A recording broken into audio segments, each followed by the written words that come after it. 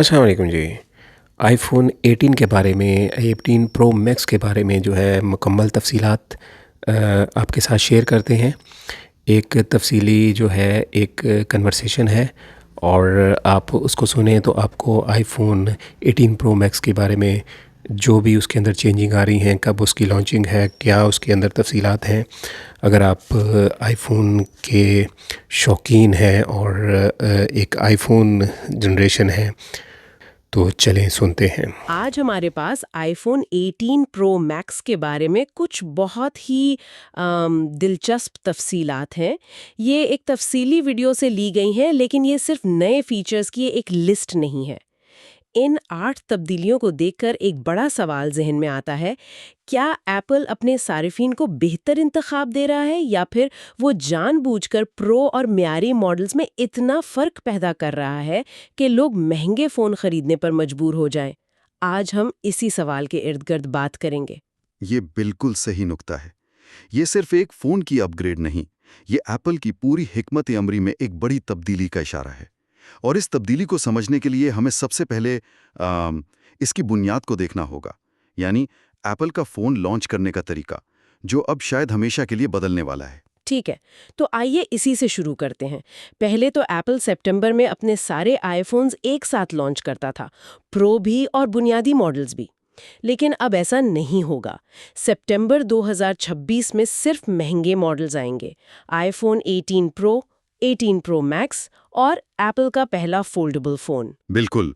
और जो लोग सस्ते या बुनियादी मॉडल्स का इंतज़ार कर रहे हैं, यानी आईफोन 18, 18 ई और नया 18 एयर, उन्हें 2027 के शुरू तक इंतज़ार करना पड़ेगा।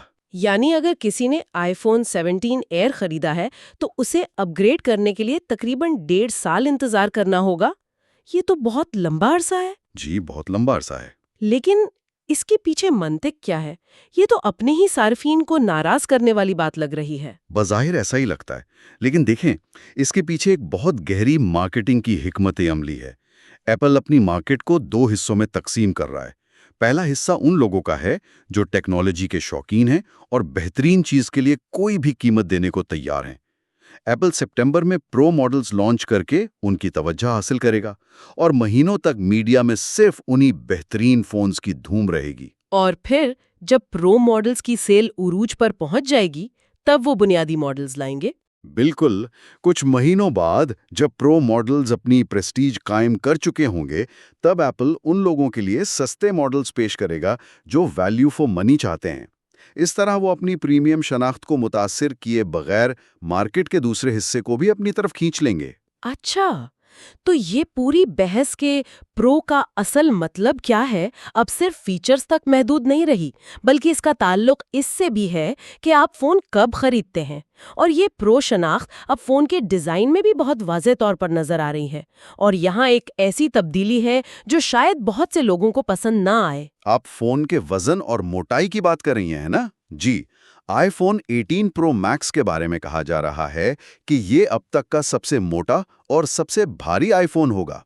याद रहे कि आईफोन 17 प्रो मैक्स जो एल्यूमिनियम से बना है, वो भी 233 ग्राम का है और काफ़ी वज़नी महसूस होता है। लेकिन एप्पल तो हमेशा से पतले और हल्के फ़ोन बनाने के लिए जाना जाता था। ये तो उनकी पूरी डिज़ाइन फ़िलॉसफ़ी के खिलाफ है। क्या एप्पल अपने ही प्रो सारिफ़कुन को नज़रअंदाज करने का खतरा मोल नहीं ले रहा? ये एक बहुत अहम सवाल है, लेकिन ऐसा लगता है कि एप्पल अब ये वाज़ेह पैगाम दे रहा है कि प्रो का मतलब खूबसूरती या पतला होना नहीं है, बल्कि खालिस कारकर्दगी है। इस इजाफी वज़न और मोटाई की सिर्फ एक वजह है, एक बहुत बहुत बड़ी बैटरी। एप्पल कह रहा है कि अगर आपको वो बैटरी लाइफ चाहिए जो कोई और फ़ोन नहीं दे सकता, तो आपको वज़न से समझौता करना पड़ेगा। और जिन्हें पतला और हल्का फ़ोन चाहिए, उनके लिए अब एयर सीरीज़ मौजूद है। इंतखाब अब बहुत वाज़ेह कर दिया गया है। जी बिल्कुल। तो फ़ोन भारी हो रहा है खालिस कारकर्दगी के लिए। लेकिन एप्पल इस प्रो शनाख्त को सिर्फ वज़न से नहीं, बल्कि रंगों से भी ज़ाहिर कर रहा है। और यहाँ उन्होंने कुछ बहुत ही गैर मुतवक्के फैसले किए हैं। रिवायती सिल्वर, ब्लैक या ग्रे रंग अब प्रो मॉडल्स में नहीं होंगे। जी हाँ, और ये रंग वाकई बहुत बोल्ड हैं। 3 बिल्कुल नए रंग मुतारिफ करवाए जा रहे हैं। फ्लैगशिप रंग बर्गंडी होगा, जो एक गहरा मरून जैसा रंग है। दूसरा रंग ब्राउन है, बिल्कुल कॉफी जैसा, और तीसरा जो सबसे हैरानकुन है वो पर्पल है। पर्पल, ये तो आमतौर पर सस्ते आईफोन्स में दिया जाता था, प्रो मॉडल्स में कभी नहीं। इसका मतलब तो ये हुआ कि अगर किसी प्रो सारिफ को ये शोख रंग पसंद नहीं आए, तो उसके पास केस इस्तेमाल करने के अलावा कोई चारा नहीं होगा। हम्म, शायद यही हो। मार्केटिंग तो यकीनन एक वजह है। ये रंग फोन को पहली नज़र में ही पिछले मॉडल से बिल्कुल मुख्तलिफ दिखाएंगे। लेकिन इसकी एक तकनीकी वजह भी हो सकती है। एप्पल का गहरा रंग, खास तौर पर ब्लैक एल्यूमिनियम, खराशों का बहुत आसानी से शिकार हो जाता है। मुझे आज भी आईफोन 7 का जेट ब्लैक याद है। ओह हाँ, वो तो बॉक्स से निकलते ही खराशों से भर जाता था। बिल्कुल। तो शायद एप्पल दोबारा वो गलती नहीं करना चाहता, और ये चमकदार रंग खराशों को बेहतर तरीके से छुपाते हैं। ये एक दिलचस्प नुक्ता है। और इसी डिज़ाइन की तब्दीली को आगे बढ़ाते हुए फ़ोन के पिछले शीशे के बारे में भी कुछ बातें सामने आई हैं। कहा जा रहा है कि बैक ग्लास का रंग अब मेटल फ्रेम के रंग से बिल्कुल मैच करेगा। और इससे भी दिलचस्प अफवाह ये है कि ये ग्लास थोड़ा सा शफ्फाफ यानी ट्रांसपेरेंट हो सकता है, जिससे फोन के अंदरूनी हिस्सों की हल्की सी झलक नजर आएगी। ये तो नथिंग फ़ोन्स जैसा डिज़ाइन लगता है। जी बिल्कुल, उनसे मुतासिर लगता है। ये इस प्रो फोन को एक सनती और तकनीकी शक्ल दे सकता है। तो एप्पल का प्रो फ़ोन अब बाहर से भारी, बोल्ड रंगों वाला और शायद थोड़ा शफ़ाफ भी होगा। लेकिन असल कहानी तो इसके अंदर की है, प्रोसेसर और बैटरी लाइफ। यहाँ एप्पल एक बहुत बड़ी छलांग लगाने वाला है। फ़ोन में एप्पल की पहली 2 नैनोमीटर चिप A20 इस्तेमाल होगी। और यहाँ 2 नैनोमीटर सिर्फ एक तकनीकी लफ्ज नहीं है, इसका मतलब समझना बहुत जरूरी है। चिप पर मौजूद ट्रांजिस्टर्स का साइज जितना छोटा होता है, चिप उतनी ही ज्यादा ताकतवर और जो ज्यादा अहम है, कम तवानाई इस्तेमाल करती है। तो A20 चिप सिर्फ तेज नहीं होगी, बल्कि बैटरी बचाने में भी मदद देगी। बिल्कुल। अकेले ये चिप पिछली चिप के मुकाबले में 30% तक बेहतर बैटरी परफॉर्मेंस दे सकती है। अब आप इन दो चीजों को मिलाकर सोचें। एक तरफ 30% ज्यादा मौसर चिप और दूसरी तरफ जिस्मानी तौर पर एक बहुत बड़ी बैटरी।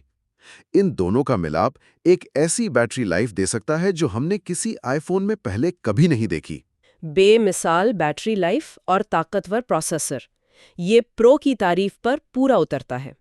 लेकिन कैमरा एक ऐसी चीज है जहां मुकाबला बहुत सख्त है, और यहां एप्पल एक बहुत बड़ा कदम उठा रहा है, और वो भी अपने सबसे बड़े हरीफ सैमसंग की मदद से। जी हाँ, आईफोन 18 प्रो मैक्स का कैमरा सेंसर सैमसंग बनाएगा, लेकिन इसमें एक बहुत बड़ा मोड़ है। ये कोई आम सेंसर नहीं है जो आपको सैमसंग के फोन्स में मिलता है। ये एक खुसूसी ट्रिपल लेयर्ड यानी 3 लेयर्ड सेंसर है, जिसे सिर्फ एप्पल ही इस्तेमाल कर सकेगा। यहां तक कि सैमसंग को भी इसे अपने फोन्स में इस्तेमाल करने की इजाजत नहीं होगी। एक मिनट, ट्रिपल लेयर्ड, इसका आम सारिफ के लिए क्या मतलब है? इसे आसान अल्फाज में ऐसे समझें कि रिवायती सेंसर्स में एक ही तह होती है जो रंगों को फिल्टर करती है, लेकिन ट्रिपल लेयर्ड सेंसर में 3 अलग-अलग तहें एक दूसरे के ऊपर होती हैं। हर तह एक बुनियादी रंग, लाल, हरा या नीला को पकड़ने के लिए मखसूस होती है। इससे रंगों की दुरुस्तगी और खास तौर पर कम रोशनी में तस्वीर का मयार ड्रामाई तौर पर बेहतर हो सकता है। ये तो वाकई एक बड़ी तकनीकी पेशरफ्त लगती है।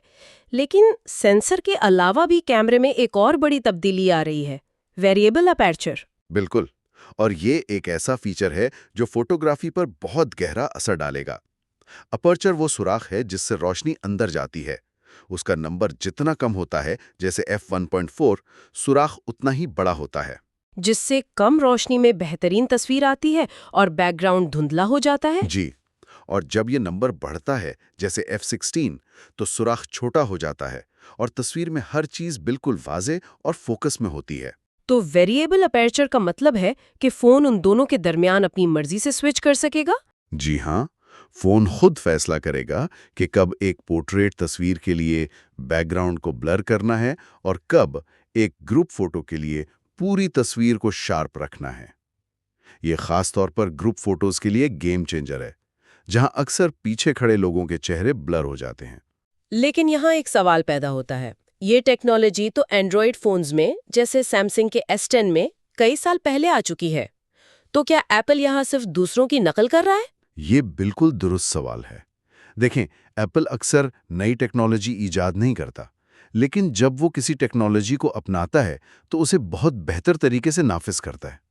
सैमसंग ने इसे 1 या 2 नस्लों के बाद छोड़ दिया था क्योंकि शायद सॉफ्टवेयर उसे सही तरीके से इस्तेमाल नहीं कर पा रहा था। एप्पल की ताकत उसका हार्डवेयर और सॉफ्टवेयर का इम्तिजाज है। देखना यह होगा कि एप्पल की कंप्यूटेशनल फोटोग्राफी इस फीचर से कितना फायदा उठा पाती है। ठीक है, तो कैमरा भी मुकम्मल तौर पर प्रो लेवल का हो रहा है। अब कुछ छोटी लेकिन अहम तब्दीलियों की बात करते हैं। फोन के सामने वाले हिस्से यानी डिस्प्ले के कटआउट का क्या होगा? सामने वाले हिस्से पर मौजूद कटआउट, जिसे हम पिल कहते हैं, उसका साइज छोटा हो जाएगा।